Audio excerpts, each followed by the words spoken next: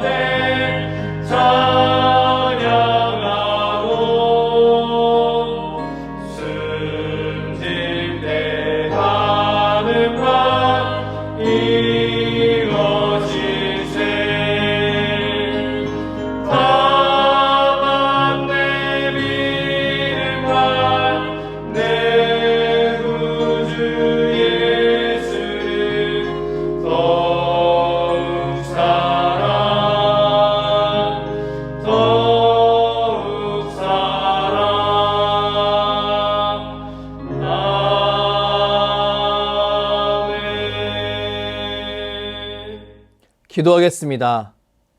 사랑의 하나님, 이 시간 주님 앞에 나와 주의 말씀을 묵상하게 하시니 무한 감사를 올려드립니다. 민족의 대명절인 설이 지나고 각자의 일상으로 돌아가는 하루가 시작되었습니다. 기도하며 준비한 새해를 시작하는 이 시간, 사랑하는 성도님들 한 분 한 분이 더욱더 주님 안에 거하며 참된 평안을 누릴 수 있도록 은혜를 베풀어 주시옵소서. 이 나라 이 민족을 위해 기도합니다. 심각하게 번져가는 오미크론을 앞에 두고 동네 의원에서 검사를 받고 치료받는 새로운 의료체계로 전환되었습니다. 이 모든 과정이 일상이 속히 회복될 수 있는 길로 이어질 수 있도록 치유의 하나님 은혜를 베풀어 주시옵소서.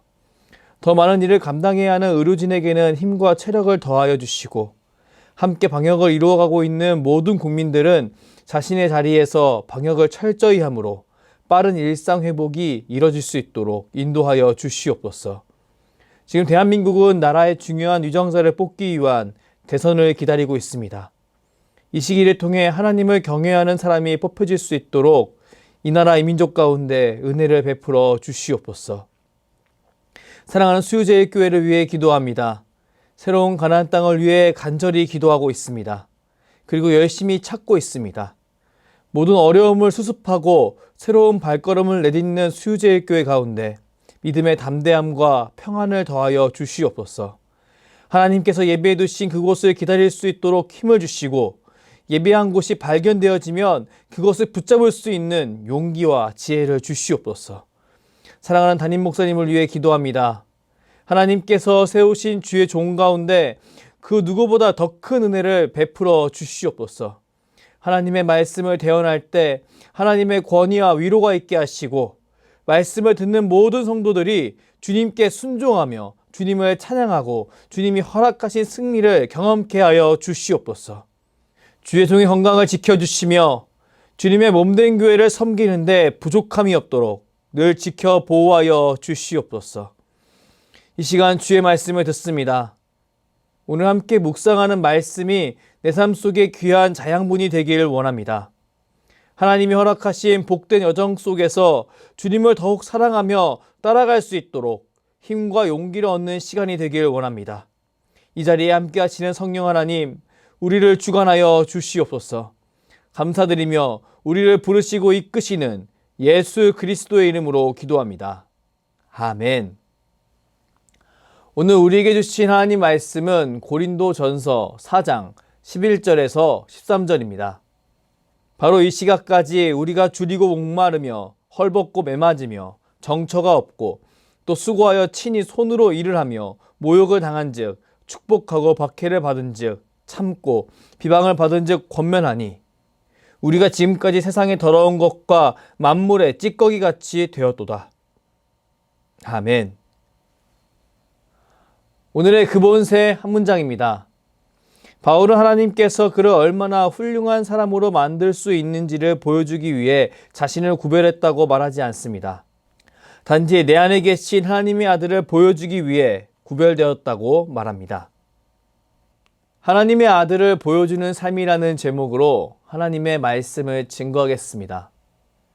그리스도인은 세상 속에서 하나님에 의해 구별된 사람들입니다.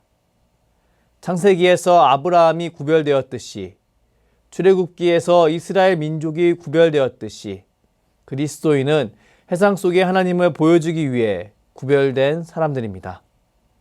오늘 주님은 나의 최고봉은 2월 3일 세상의 찌꺼기 같은 우리입니다. 오늘 오스왈드 챔버스는 교제를 통해 하나님에 의해 구별된 그리스도인이 신앙생활하며 놓칠 수 있는 부분과 그것을 넘어서 믿음에 관해 설명합니다. 오늘 근본세 한 문장을 함께 읽겠습니다. 바울은 하나님께서 그를 얼마나 훌륭한 사람으로 만들 수 있는지를 보여주시기 위해 자신을 구별했다고 말하지 않습니다. 단지 내 안에 계신 하나님의 아들을 보여주기 위해 구별되었다고 말합니다. 여러분, 그리스도인은 어떤 목적을 가지고 사는 사람들입니까? 성경에서 볼 수 있는 그리스도인의 삶의 목적은 너무나 분명합니다. 바로 하나님의 영광입니다. 고린도전서 10장 31절 말씀을 함께 읽겠습니다. 그런즉 너희가 먹든지 마시든지 무엇을 하든지 다 하나님의 영광을 위하여 하라. 아멘. 그리스도인은 하나님의 영광을 위해 사는 사람들입니다. 이 사실은 예수를 믿는 그 누구든지 인정할 수밖에 없습니다. 그렇다면 그리스도인이 하나님의 영광을 드러내기 위해선 과연 무엇을 해야 할까요? 우리는 히브리서 1장 3절에 나와 있는 대로 하나님의 영광의 광채 되시는 예수 그리스도를 드러내므로 하나님의 영광을 드러낼 수 있습니다. 그리고 빌립보서 1장 11절의 말씀처럼 예수 그리스도로 말미암아 내 삶 속에 의의 열매가 가득하게 함으로 하나님의 영광을 드러낼 수 있습니다. 구별된 자로서 하나님의 아들을 보여주는 삶, 바로 그리스도인이 추구해야 하는 삶의 목표입니다. 그런데요, 오늘 교재를 보면 많은 그리스도인들이 이 목표를 향해 가는 것에 어려움을 느끼고 있음을 알 수 있습니다. 왜 그럴까요? 오스왈드 챔버스는 그 이유에 관해 두 가지로 설명합니다. 첫째, 세상에 친근한 것이 남아있기 때문입니다. 둘째, 마음이 겁으로 차있기 때문입니다. 여러분, 그리스도인은 세상 속에서 하나님의 부름을 받아 구별된 사람들입니다. 그렇게 그리스도인에게는 세상의 경험과 기억들이 남아 있습니다. 그 어떤 그리스도인도 처음부터 하나님 나라 백성이었던 사람은 없습니다. 아무리 믿음의 가정에서 태어났을지라도 부모의 신앙 교육뿐만 아니라 세상의 교육을 동시에 받고 자랐기에 세상의 경험과 기억이 있을 수밖에 없습니다. 그렇게 예수 그리스도를 주요 구주로 영접한 그리스도인은 자신의 지난 경험과 습관을 주님이 원하시는 모습으로 바꾸어가는 과정이 필요합니다. 자신의 삶의 목표를 분명히 하고 이전에 가졌던 다른 목표를 버리는 시간이 필요합니다. 앞에 말씀드린 하나님의 영광을 위한 삶을 살지 못하는 첫 번째 이유, 세상에 친근한 것이 남아있기 때문입니다는 바로 이런 내용을 의미합니다. 여기서 친근한 것은 단순히 죄악된 행동과 습관을 의미하지 않습니다. 오히려 세상이 추구하는 성공, 중요한 가치관을 의미합니다. 예수 믿는 사람이 세상 속에서 목표대로 가지 못하고 흔들리는 가장 큰 이유는 과연 무엇일까요? 그 이유는 자꾸 세상이 추구하는 목표와 하나님이 제시하는 목표를 혼용하기 때문입니다. 주님이 알려주시는 목표를 있는 그대로 받아들이지 않고 자꾸 자신이 기존에 알고 있던 것으로 착각하기 때문입니다. 그리고 그것을 붙잡느라 하나님의 영광을 위한 삶을 살지 못하기 때문입니다. 사랑하는 여러분, 저는 저와 여러분 가운데 세상의 애착들, 친근하게 여기는 세상의 가치를 붙잡느라 하나님의 영광을 위한 삶을 살지 못하는 어리석음이 없기를 간절히 바랍니다. 세상의 가치와 하나님의 아들을 보여주는 삶 사이에서 하나님의 아들을 보여주는 삶을 담대하게 선택할 수 있는 한 사람이 되길 주님의 이름으로 축복합니다. 그리고 하나님이 주시는 지혜와 담대함으로 나에게 찾아오는 고난을 믿음으로 이겨낼 수 있길 축복합니다. 사람에게 고난은 왜 찾아오는 것일까요? 성경을 보면 이것은 창조주 하나님을 배신하고 자신이 하나님의 자리로 가려고 했던 사람의 결과임을 알 수 있습니다. 창세기 3장 17절 말씀을 함께 읽겠습니다. 아담에게 이르시되 내가 내 아내의 말을 듣고 내가 내게 먹지 말라 한 나무의 열매를 먹었은즉 땅은 너로 말미암아 저주를 받고 너는 내 평생에 수고하여야 그 소산을 먹으리라. 이 말씀은 하나님을 배신하고 선과 악을 분별하는 나무의 열매를 먹은 아담을 향한 하나님의 음성입니다. 여기서 신기한 것은 하나님께서 사람에게 직접 저주를 내리지 않는다는 것입니다. 본문을 보면 하나님께서 땅에 저주를 내리시는 것을 볼 수 있습니다. 왜 하나님께서는 사람에게 저주를 내리시지 않으시고 땅에게 저주를 내리셨을까요? 저는 그 이유를 하나님께서 사람을 사랑하시기 때문이라고 믿고 있습니다. 사람을 에덴 동산에서 내쫓으실 때 가죽옷을 입히신 하나님을 보십시오. 하나님은 사람을 죽이는 데 관심 있으신 분이 아니라 사람을 살리고 사람과 인격적인 관계를 맺으시는데 관심이 있으신 분이십니다. 그렇게 하나님께서는 사람을 바로 진멸하는 것이 아니라 땅에 저주를 내리셨던 것이 아닐까요? 어찌되었든 성경을 보면 지금 우리에게 고난이 찾아오는 이유가 바로 사람의 배신, 불순종 때문이었음을 알 수 있습니다. 맞습니다. 이 땅에서 육신의 생명을 가지고 살아가는 사람은 그 누구나 어려움 속에 살아갑니다. 상대적으로 어려움의 크기가 차이나 보이는 사람일지라도 각자의 심령을 들여다보면 각자에게 최고로 고통스러운 나날을 보내고 있습니다.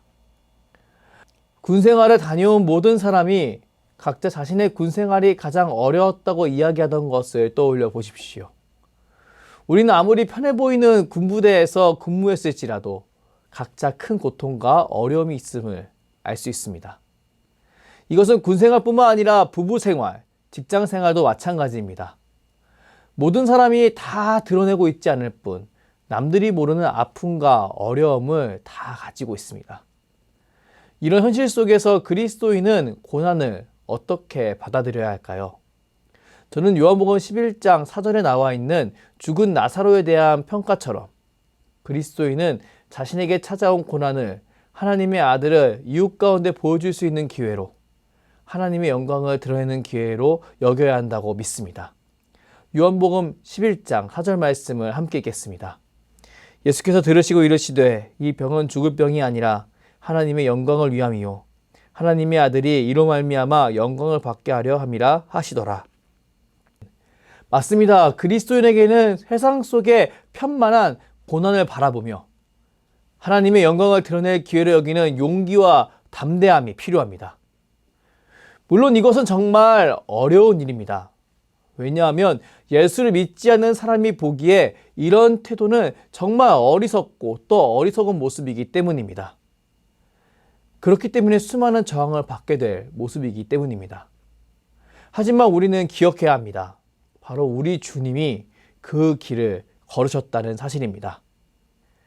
예수님은 제자가 되기 원해서 따라 나서겠다는 율법학자에게 여우도 굴이 있고 하늘에 나는 새도 보금자리가 있으나 인자는 머리 둘 곳이 없다고 말씀하셨습니다. 바로 예수님이 보여주시는 길은 세상의 환대를 받는 길이 아니라 고되고 고된 길이라는 것을 말씀해 주시는 것입니다. 예수님은 주님을 따르려고 하는 사람들에게 세상에서 육신적으로 누릴 수 있는 즐거움도 충분히 마음껏 누리며 살 수 있다고 헛된 소망을 주신 적이 없으십니다. 오늘 본문 말씀을 보십시오. 사도 바울은 복음 선포를 위해 전생애를 드릴 때 세상의 쓰레기처럼 되었고 만물의 찌꺼기처럼 되었다라고 고백합니다. 본문 11절에서 13절 말씀을 함께 읽겠습니다. 바로 이 시각까지 우리가 줄이고 목마르며 헐벗고 매맞으며 정처가 없고 또 수고하여 친히 손으로 일을 하며 모욕을 당한즉 축복하고 박해를 받은즉 참고 비방을 받은즉 권면하니 우리가 지금까지 세상의 더러운 것과 만물의 찌꺼기같이 되었도다. 무엇인가 더 좋아 보이는 사람이 되고자 하느라 변질만 되어갔던 고린도 교회에게 사도 바울이 전한 이 메시지를 보십시오. 그는 주님과 같이 세상의 아픔을 사랑으로 받아내다 보니 자신이 세상의 더러운 것과 만물의 찌꺼기같이 되었다라고 이야기합니다. 꼭 더러운 상을 깨끗하게 치울 때 사용되는 그 행주처럼 말입니다. 사랑하는 여러분, 우리는 자기가 인생의 주인이라고 외치며 고통스러워하는 사람들이 모여있는 세상 속에 살고 있습니다. 그렇기에 하나님을 자신의 인생의 주인으로 모시는 우리 그리스도인은 이들을 위해 이 땅에 오신 하나님의 아들을 보여줘야 하는 사람들이 되어야 합니다. 그렇기에 그들보다 더 사랑하고 그들보다 더 견뎌야 하며 그들보다 더 최선을 다해 살아가야 합니다. 왜냐하면 우리는 주님의 사랑으로 이 사실을 먼저 깨달은 그리스도인이기 때문입니다. 그 사랑을 좀 더 일찍 맛보게 된 축복된 존재들이기 때문입니다. 내가 주인 되는 삶이 상상할 수 없던 그 평안과 기쁨을 이미 누리고 있는 사람들이기 때문입니다. 사랑하는 여러분, 세상의 더러운 것과 만물의 찌꺼기가 되었다는 것이 하나님 보시기에 더럽고 찌꺼기가 되었다는 것을 의미하지 않습니다. 세상의 법과 하나님 나라의 법은 엄연히 다르기에 우리는 세상의 관점과 하나님 나라의 관점 또한 전혀 다르다는 사실을 기억해야 합니다. 자신의 뿌리를 하나님께 두십시오. 자신의 뿌리를 하나님 나라에 두십시오. 그리고 세상의 더러움과 만물의 찌꺼기가 된 것 같은 비참함을 주님의 관점으로 재조명하십시오. 분명히 성령 하나님께서 이 모습을 주님의 관점으로 전환시켜 주시고 그 삶이 하나님의 영광을 위한 삶이라는 것을 주님의 세상 가운데 보여주는 삶이라는 것을 깨닫게 하시리라 믿습니다. 그리고 더욱더 우리가 그 길을 걸어갈 수 있도록 힘 주시리라 믿습니다. 아무리 나쁘고 악한 사람이라도 하나님의 사랑에서 벗어날 수 없습니다.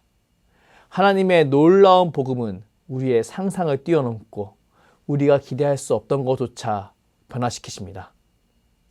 사랑하는 여러분, 복음의 능력을 믿고 구별된 자로서 하나님의 아들을 보여주는 삶을 선택하십시오. 세상의 자랑을 내려놓고 고난을 향한 모든 두려움을 내려놓고 하나님의 아들을 보여주는 삶을 선택하십시오. 그렇게 살아갈 때 우리 삶 가운데 하나님의 영광이 드러나고 주 예수의 생명이 넘쳐나게 되리라 믿습니다. 이 사실을 기억하며 기대하고 기도하는 저와 여러분이 되길 주님의 이름으로 축복합니다. 기도하겠습니다. 사랑의 하나님, 오늘 말씀을 통해 구별된 자로서 하나님의 아들을 보여주는 삶을 사는 것이 얼마나 중요한지 깨닫게 하시니 무한 감사를 올려드립니다. 우리는 주님의 은혜를 먼저 누린 그리스도인입니다. 그렇기에 세상의 자랑을 내려놓고 마음속의 겁을 내려놓으며 주님께서 허락하신 그 길을 걸어가야 한다는 사실을 믿습니다. 소망의 하나님, 우리의 연약한 믿음을 불쌍히 여기셔서 더욱더 주님 안에 머물 수 있도록 힘을 더하여 주시옵소서. 주님 안에서 소망을 찾게 하시고 주님의 능력을 의지하며 하나님의 영광을 드러내는 삶을 살게 하여 주시옵소서.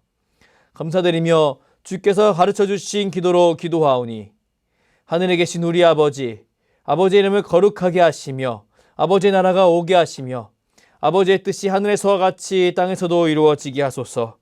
오늘 우리에게 일용할 양식을 주시고 우리가 우리에게 잘못한 사람을 용서하여 준 것 같이 우리 죄를 용서하여 주시고 우리를 시험에 빠지지 않게 하시고 악에서 구하소서.